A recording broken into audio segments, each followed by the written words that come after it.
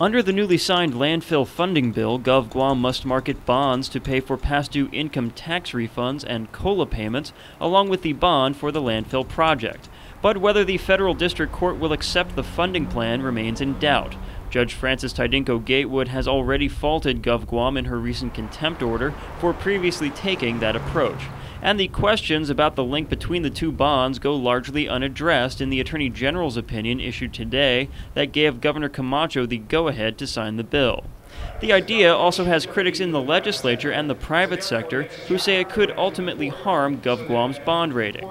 I think it is problematic because, in essence, we cannot go for the issuance of the landfill bond until the issuance of the deficit reduction bond is in place. So, in other words, I don't believe, bottom line is, I don't believe it's a viable, the bill as it is, linking the two, offers a viable form of finance. Senator Ben Pangilinan is a leading proponent of linking the two bonds, and he says the idea comes at the recommendation of Wall Street analysts as a way of reducing GovGuam's deficit.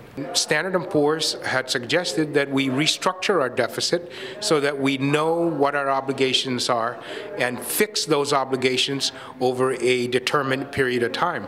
So I don't see why now they're saying that linking the two bonds is bad for our financial position when this is actually a position that was taken by Standard & Poor's. But Barclays Capital Representative Peter Scrow says connecting the two bonds will likely do more damage to GovGuam's bond rating and financial plans in the long run. If this continues, and I think that that's something that needs to be critically considered, and to just accept the governor's bills as they come without amendments, is if we go any lower in a credit rating, it won't matter later, even if you had Section 30 money, you know, to try to finance the very things like COLA and EITC later that some senators are trying to do. Scrow adds that marketing the bonds could take up to 90 days, and there is no guarantee the federal court will end its $1 million weekly fines against GovGuam in the meantime.